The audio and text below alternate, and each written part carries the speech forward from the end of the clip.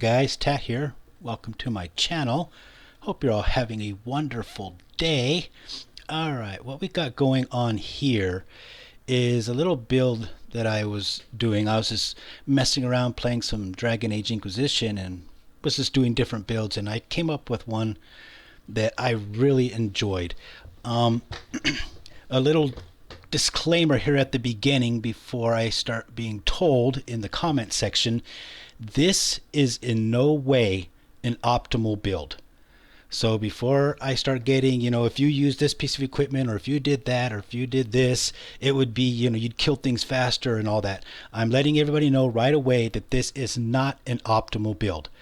I think with the age of this game, I think we have all done the builds where you can tear up a dragon in 2.5 seconds, and we've all done the min-maxing to the extent that it can be done, and we can kill everything like it's nothing with pretty much any character.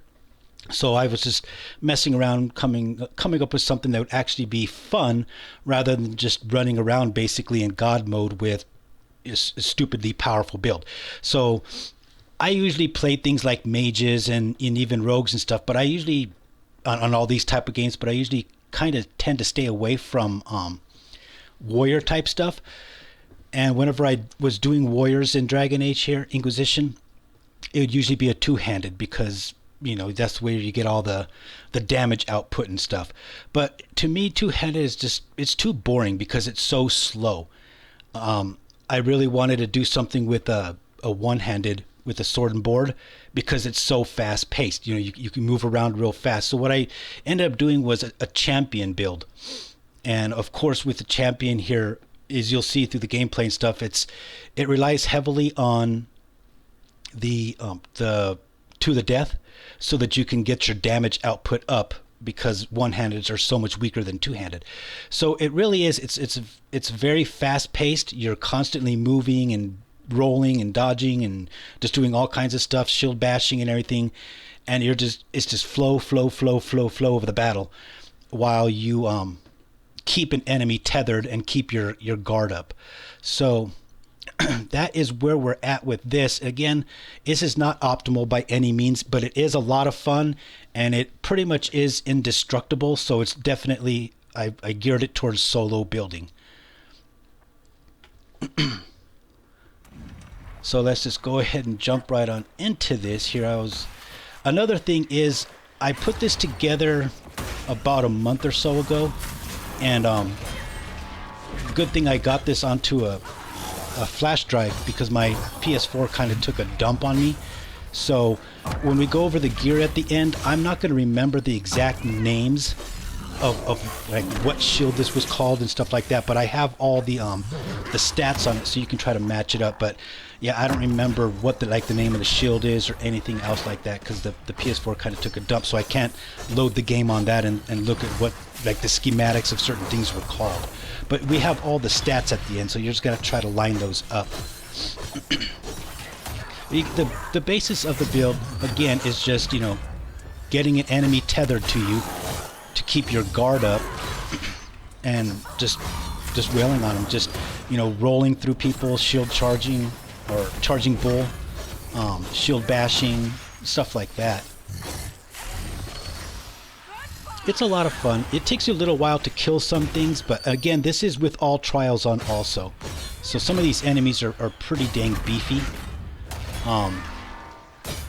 Another thing, like when you're fighting these despair demons like this, you'll notice that I don't really do the combat rolling and stuff through them. And even though that's a really high damaging skill, the reason for that is when you have them tethered like this, and you have them up against a wall or something like this, then you can sit there and kind of deal with them. If I was to combat roll through him and everything right now, I would be behind him, and you know how despair demons are, they will just take off, and then that will break the tether from to the death. You can see here it is promoted and how much it has. They'll take off, break that tether, and then you lose all your bonus damage that you're building up against these enemies. So it's important to keep that tether going. That's one of the biggest problems that I have found with the build, though, is if enemies breaking that tether, because you just don't put out enough damage with the one-handed to really to deal with things quickly enough. Even though we're not going for optimal, let's kill everything in 1 second build, you still want to be able to deal with them at a reasonable rate of time. Otherwise, the game just becomes boring because you're basically sitting there hacking at something for the whole time. You know, I try to find a balance between almost like a realism. I mean, yeah, you're the Inquisitor and you're kind of a badass and stuff, but I don't think you should be running around killing everything in the game in about 2.5 seconds. So a little bit of realism to where, yeah, you do have to work at the fight a little bit and deal with him, but you can see that I kept him in the corner until I got him. And it took a little while because I couldn't roll through him and stuff, but yeah, a little bit of realism. You're able to do it because you are such a badass. You are the Inquisitor and stuff, but it's going to take you a little while if you're doing this without, you know, your buddies with you and stuff. Here's another promote of Wraith. So that's what I was shooting for. And again, just something that's a lot of fun. When it's one weapon like this, or not one weapon, what am I talking about? When it's one enemy like this, it's a little bit, could be a little bit boring and stuff. Where this build gets really fun, and you'll see whenever I get to the next wave out of the rift, is when there's a lot of enemies.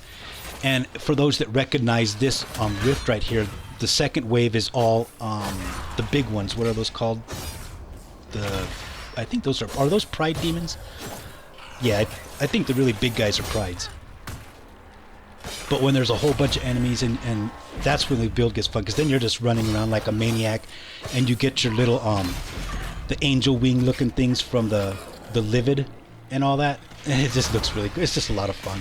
So again, this isn't optimal by any means. It's just fun.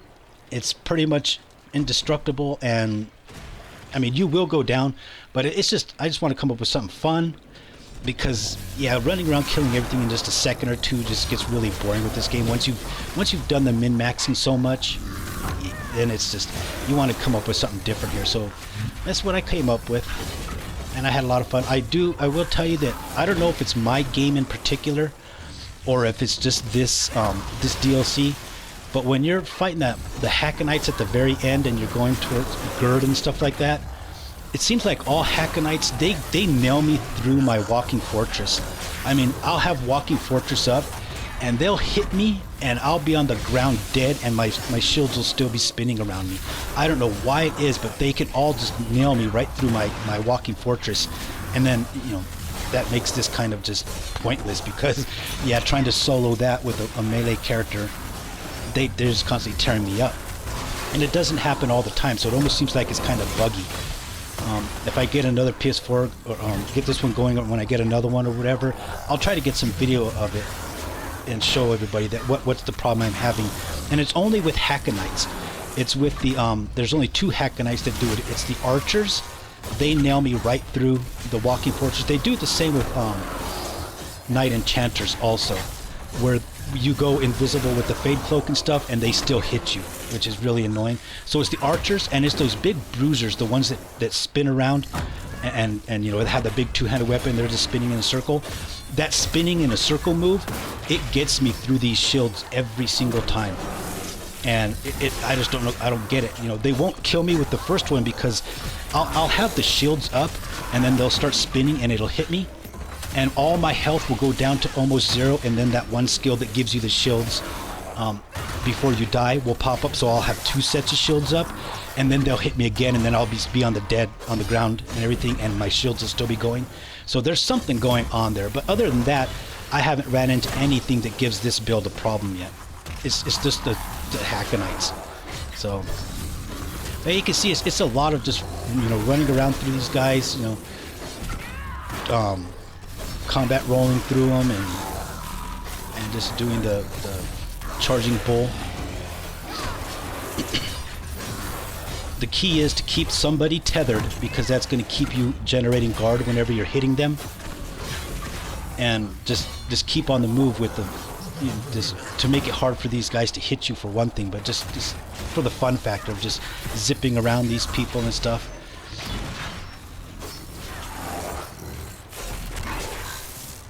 And the numbers, they start to get pretty big when you've had a tether on somebody for a little while.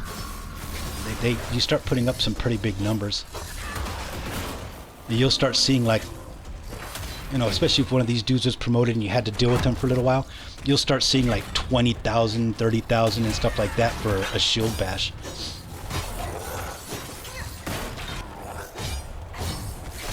He's the last one, so you see, just pretty much indestructible as long as you keep moving. Now, if you stand still and or just hacking on somebody for too long, you'll get taken down. With a lot of enemies like this, it's just, you know, there's just too much damage coming in at you, and you're not 100% upkeep on your walking fortress, but as long as you keep moving and making it hard for them to hit you and stuff, it's a lot of fun.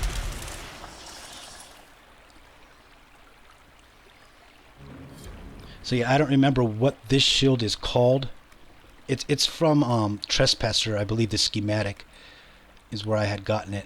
The reason why I used that shield is because rather than having like front defense, melee defense and stuff for the stats, it had like where you could get strength, constitution and stuff like that for attributes, so I could raise that up some more. So that's why I use this. I don't use it for its gimmick where if you're whatever that is, shield tower and stuff, your 5th hit, it puts out a burst of energy or something like that. I didn't use it for that. I just used it for the fact that there's only 2 shield schematics that I had that actually give you attributes rather, or like constitution and strength, rather than melee defense, front defense, things like that. We'll go over some of these, the equipment and all that. Like I said, I don't remember the name of schematics and stuff, and I can't look on game to figure it out, but we'll be able to see the numbers so you can see where I have what percentage of, you know, magic defense and all that kind of stuff in the gear if you want to try to replicate it as close as you can. Ring the bell is one of your biggest damagers, of course. And of course, lunge and slash is just a lot of fun too. You can charging bull through somebody, turn around and then lunge and slash at them and get a pretty good damage number up also. Flow of battle is the key thing there for your critical hits to reduce your cooldown times. You have to have that and get a good amount of critical hit chance. I have it at about 60. I find is pretty good. Of course, coming through is just broken. It's just a great skill. It deals a lot of damage.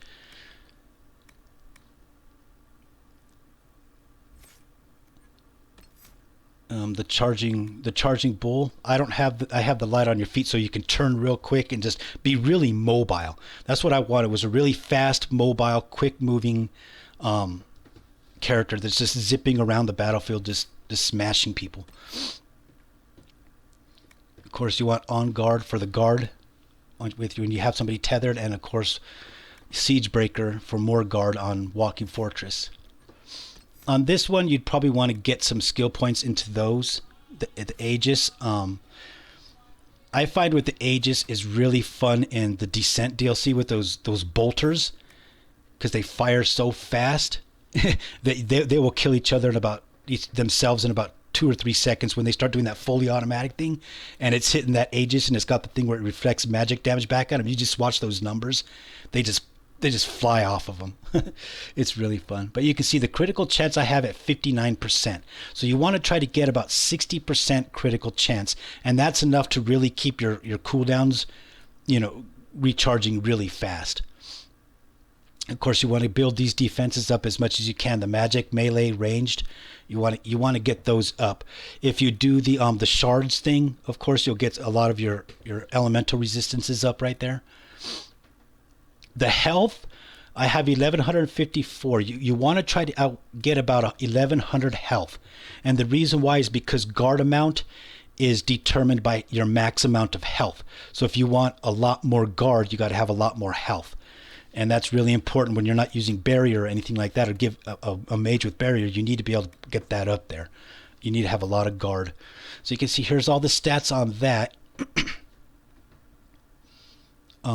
You want to use, well, that's on the armor. Again, I don't remember exactly what, you know, grip I was using and stuff like that. You can just see the stats that they are. So you can see this one has cunning on it and strength rather than, you know, melee defense, range defense and stuff like that. And of course, that's just, that helmet is good for getting your critical chance up, but also gives you some good defense. Okay, this one you want to use the sigil of the Bronto for the 100% maximum guard. You don't really care about the loss of barrier because you're not using any kind of barrier. The belt is the belt of health, so you get, again, that directly affects how much of the guards you're going to get. So right there, 200 health. Slicing is just for the critical chance. Again, you want to get it about 60% is where you want on your critical chance. And then Constitution. So yeah, there that is. I hope you guys like this. Give it a try. It's a lot of fun. Yeah, and there you go. Sorry I couldn't get the name of certain things, but I think you can figure it out. All right, thanks for watching. Well guys, thanks for watching. If you enjoyed the video, please smash that like button and also consider hitting that subscribe button. Again, thanks for watching, and I hope to see you in future episodes.